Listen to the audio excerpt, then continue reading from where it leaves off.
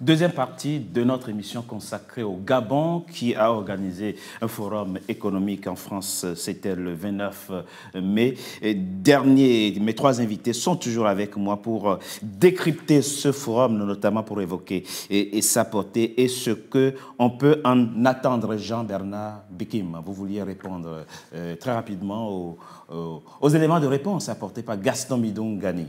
Alors, j'aurais trois petits mots. Déjà, je découvre que j'ai une compatriote qui est une spécialiste des relations internationales, mais totalement. Il ne lui est pas. J'aurais aimé qu'elle nous dise quelque chose aujourd'hui.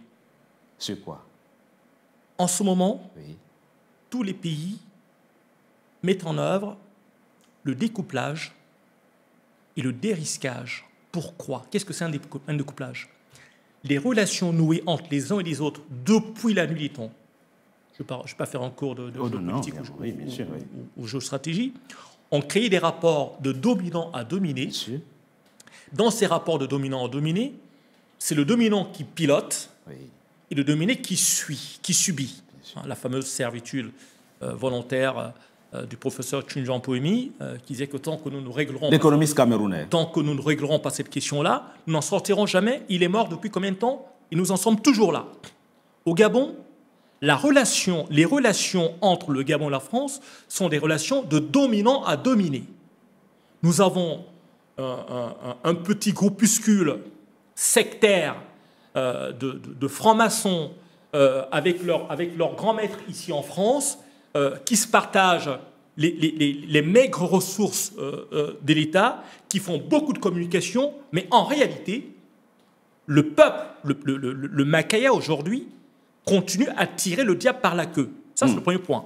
Le deuxième point important, la lettre et l'esprit du coup d'État, c'est la restauration des institutions. Où en sommes-nous? Où en sommes-nous? Rien n'a changé. Et Mais expliquez, qu'est-ce que vous entendez par restauration des institutions? Nous avions... C'est quoi votre attente? Nous avions un État PDG, mais un État PDG bongo. Ça veut dire quoi? Actuellement? Mais rien n'a changé. Le président de l'Assemblée nationale a dit sur France 24 et sur RFI que rien n'a changé. Tout continue. Le président de l'Assemblée nationale actuel, Monsieur Ndongo, l'a dit et écrit. Et maintenant, qu'on nous dise, ah bah oui, les retraités, on a fait ceci, non. C'est pas important de la question des retraités, est-ce que les retraités gabonais, leurs pensions sont indexées sur le coût de la vie? Non. Le compte n'y est pas. Les bourses, c'est pareil. Donc, tout ce qui est fait, c'est de l'enfumage. C'est de l'enfumage. Mais je pense qu'à partir de là, il faut quand même, je respecte beaucoup mon petit frère, un homme très intelligent et intellectuel, mais je pense qu'il serait souhaitable, nous sommes des artisans, il serait souhaitable que votre honnêteté intellectuelle puisse reconnaître quand même qu'Oligui fait ce que les autres n'ont pas pu faire. Vraiment, c'est important de le reconnaître. Parce que, pourquoi le président Ali n'a pas arrêté de payer les bourses? Pourquoi le président Ali n'a pas payé les retraités? Moi, je pense que l'arrivée du président Oligui a changé beaucoup de choses. Maintenant, quant au dire du président de l'Assemblée nationale, je n'ai pas suivi. Je n'ai pas suivi, si vous nous venez m'informer sur le plateau, ça engage le président de l'Assemblée nationale. Ça n'engage pas le président Oligui. Parce que le président Oligui n'a jamais dit ça. Mais c'est quoi les points de rupture, selon vous? Parce que la question, elle est simple. Lui dit, le président actuel, le président de la transition, c'est le continuum d'Ali Bongo. Non, c'est exactement ça. Non, c'est ce qu'il dit. C'est exactement ça. C'est pas pareil. C'est pas pareil. Exactement ça. C'est pas vraiment ça. C'est quoi les éléments de rupture? La différence avec le président Oligui, c'est des Gabonais qui gèrent en ce moment. Avec le président Ali Bongo Ondimba, ce sont les ex-partis qui étaient autour. Et je dis bien, c'était des ex-partis qui étaient autour et certains ont eu des nationalités douteuses. Donc il y a aujourd'hui une réappropriation des leviers économiques. Le directeur de cabinet du président de la République gabonais, directeur de cabinet adjoint gabonais, secrétaires particuliers gabonais, des conseillers des Gabonais. Donc, et à la tête des sociétés d'État, pareil. Mais même à la tête des sociétés d'État, pareil. Or, ce n'était pas le cas avec le président Ali Bongo Ondimba. Ce n'était pas le cas. Donc, il y a quand même une différence, il y a un changement dans la manière de travailler du président Oligui. On l'a vu dans les conclusions du dialogue. Quand le frère dit que c'est pareil, ça ne peut pas être pareil. Oligui a été envoyé en exil. J'appelle ça l'exil. On l'a enlevé pour lui nommer conseiller dans une ambassade au Sénégal. Et tout le monde. C'est parce que c'est pas quelqu'un qui parle. Vous ne savez pas dans quelles conditions il vivait là-bas. Vous ne savez pas dans quelles conditions ses enfants vivaient là-bas. C'était une situation difficile pour lui. Donc il ne peut pas être complice de ce que les autres ont fait. Ça ne peut pas être la même chose. Il y a une différence. La différence, c'est que hier, le chef de l'État voyageait rien qu'avec les ministres. Oui. Aujourd'hui, le chef de l'État se déplace avec des hommes d'affaires. Il dit discuter avec les autres, signer les contrats. Mais l'État gabonais est garant. Donc là, il y a une grande différence. Hier, ce sont les conseillers du président de la République. Ce sont les ministres qui venaient signer avec les entreprises. Ce qui fait que ce n'était pas une bonne affaire. Aujourd'hui, c'est... Je prends un exemple. Les techniciens de chaque domaine. Le président Kwakwa, de Mika Service, a signé, ce n'est pas l'État qui a signé. C'est la SCG, on signé, ce n'est pas l'État qui a signé. Donc l'État est là pour servir normalement d'arbitre. Voilà, d'arbitre et puis de transmission. Et c'est ce qui s'est passé par avant. Mais avec le président Oligui, il dit aux hommes d'affaires gabonais discuter avec les autres et je suis le garant. Donc c'est là où j'ai dit c'est pas pareil. Madame Andrés, un point très important que Jean-Bernard Bikima a évoqué et vous êtes le profil parfait pour y apporter réponse, c'est la question des relations asymétriques. Exactement. Entre les multinationales. On a parlé des multinationales, c'est votre spécialité, et les économies locales. Vous avez évoqué des chiffres ici, dans la première partie, où effectivement, des entreprises françaises ont une bonne part de marché sur le continent, enfin au Gabon, 25%, je crois, vous avez indiqué. Mais il faut interroger ce que demande Jean-Bernard Bikima, c'est qu'on interroge la nature des rapports. Je vous donne un exemple, mais sans être contre personne. On sait, par exemple, que l'uranium nigérien n'était pas acheté au bon prix par Areva. Le Gabonais, c'est pareil. Je ne sais pas. Hein. Je donne juste l'exemple qui a été mis sur la plate. Voilà. Donc, vous comprenez le souci chez lui de voir que les ressources de son pays ne soient pas bradées dans le cadre de rapports asymétriques. C'est tout ce qu'il est. Moi, je le rejoins. Moi, je suis entièrement d'accord avec vous. C'est un sujet que moi-même, personnellement, je porte au sein des grandes entreprises françaises. Ça ne vous a pas échappé que moi-même, je ne suis pas blonde aux yeux bleus. Donc, arriver à me faire une place dans les entreprises ici en France, des multinationales, ce n'est pas toujours évident au quotidien, mais en même temps, ça fait partie aussi des choix, parce que je crois qu'il est important qu'on impacte ces multinationales de l'intérieur. Donc, ce sujet de redistribution de richesses, ce sujet de rapport économiques qui doivent être réinversés. Moi, je le partage et je le fais dans mes rapports au quotidien. Et pour moi, c'est majeur. L'Afrique, aujourd'hui, a besoin de se réapproprier le terrain de discussion économique qu'elle a perdu.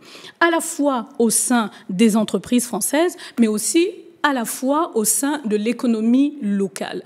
Et pour cela, on a parlé, le MEDEF a parlé de ça, là, le Gabon, M. Brice Clotaire, Oligui Nguema, on a parlé. On veut des relations gagnant-gagnant. Moi, je vais même plus loin.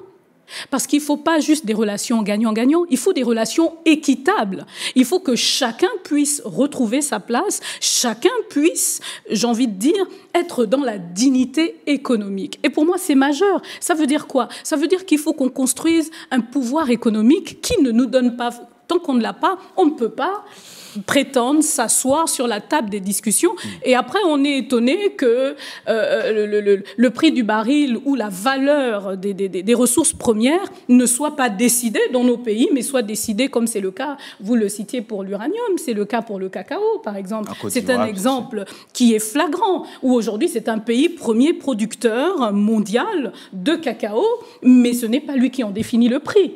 Mais comment on va arriver à peser dans toutes ces discussions face à tous ces géants ? C'est une fois qu'on va construire des économies fortes et redonner un pouvoir d'achat en local. Jean-Bernard Bikim, très rapidement, revenons sur un point qui semblait être un point bloquant chez vous en ce qui concerne le statut du président de la transition, Brice Clotaire Oligui Nguema. Vous disiez que la place d'un militaire est dans les casernes. Qu'est-ce qui, à vos yeux, disqualifie un militaire alors même qu'est consacré dans les constitutions le principe d'égalité des citoyens devant la loi et devant les droits, y compris des droits de vote. C'est-à-dire qu'un militaire comme un civil a le droit d'être élu et le droit d'élire. Alors, certains pays d'expérience, certains pays ont apporté la réponse qui veut que le militaire qui va être candidat démissionne de l'armée, revienne à la vie civile et soit candidat. Est-ce que ça peut être un point, une solution à vos yeux? Alors, je vais clarifier ma pensée. Oligui a le droit de se présenter à la prochaine élection présidentielle. Il a tous les droits. Très bien. Par contre, il y a un élément important qui choque ceux qui ont appuyé sa démarche. Je vais rappeler quand même la chronologie de son coup d'État. Le premier poste qui est fait quand Oligui fait son coup d'État, c'est Chef Anto, la chef gabonaise qu'on a en France, qui fait un tweet en disant « Le Gabon est libéré ». 1 heure plus tard, je reçois 3 coups de fil du Gabon, de trois généraux dont je tairai les noms, qui me disent « Écoutez, il va falloir que vous alliez sur les réseaux sociaux pour œuvrer pour l'apaisement, pour qu'il n'y ait pas d'affrontement. » Je l'ai fait pendant 6 mois. Oui. Pendant 6 mois. Et donc, ce qui choque aujourd'hui, qu'est-ce qui vous désespère? Ce qui me choque aujourd'hui dans Oligui, c'est 3 éléments. Il a dans son parcours des fonctions dans lesquelles il y a des actions malheureuses qui sont commises, où il y a des pertes de vie de gens. Il y a lui-même, dans une intervention de télévision, où il déclarait qu'il y avait des jeunes de Massoukou, donc l'USTM, l'Université technique de sciences de Massoukou, qui s'étaient opposés au président Ali et qui s'étaient carapatés. Et il a missionné des gens pour qu'on aille les trouver. Ils les ont débusqués et ils les ont pris.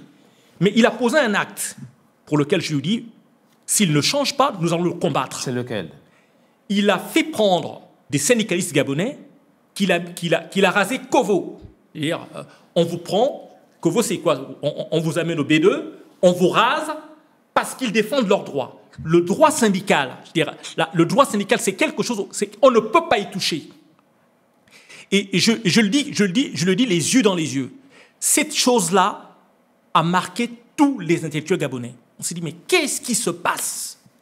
Voilà quelqu'un qu'on a porté et qui est en train de nous insulter de cette façon-là. Alors, donc je dis les droits civils, je vais terminer, les droits civils et politiques. Oui, c'est ça. Restons sur le principe. Moi, la vie personnelle les droits civils et politiques sont garantis par le pacte international des droits civils et politiques de l'ONU. Oui, c'est ça. Or, Oligui, depuis qu'il a pris le pouvoir, il les viole. Il ne les respecte pas.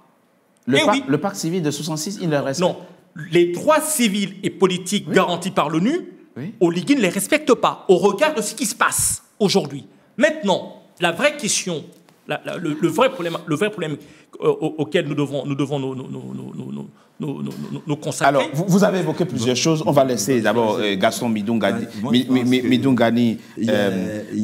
vous répondre. Il y a certaines choses. Par exemple, quand l'aide de camp du président de la République n'est pas le chef de l'armée.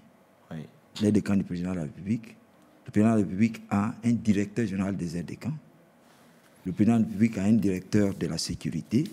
Et l'aide de camp du président de la République ne peut pas être responsable des actes, des dérives qui peuvent être à l'extérieur. Maintenant, parlons de... Là, je dis ça, c'est par rapport à ce qui s'est passé à Franceville qui explique que je n'ai pas connaissance. Parlons maintenant de la SCG. Ce n'est pas le président Oligui qui a fait arrêter les agents de la SCG, non. Le droit syndical est autorisé. Bien sûr. Au Gabon, les gens marchent, les gens grèvent. On n'arrête pas les grévistes depuis qu'Oligui est arrivé. Mais je suis président d'un syndicat, d'une confédération partenant la micro-entreprise et les petits métiers. Je suis patron. Au départ, je suis maître artisan, je suis câbleur, sonorisateur, preneur de son. C'est d'abord le métier de base. Maintenant, en tant que patron, je ne peux pas accepter qu'un agent, un collaborateur sabote mes installations. Si tu sabotes mes installations, je te fais arrêter. Si tu veux gréver, tu grèves dehors. Mais tu n'as pas saboté les installations. Là, tu tombes sous le coup de la loi. Tu tombes sous le coup de la loi. Ceux qui arrêtent les agents de la SCG, ce n'est pas le président Oligui qui les fait arrêter.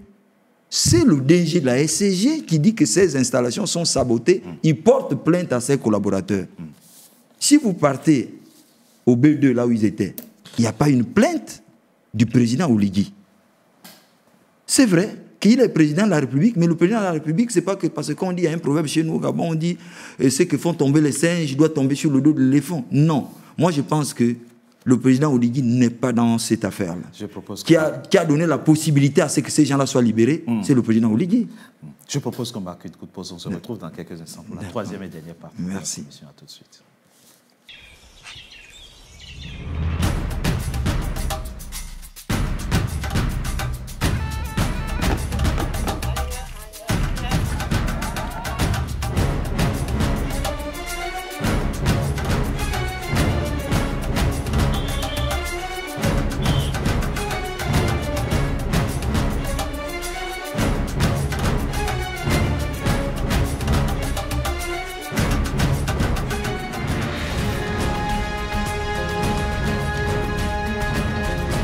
NCA, la nouvelle chaîne africaine.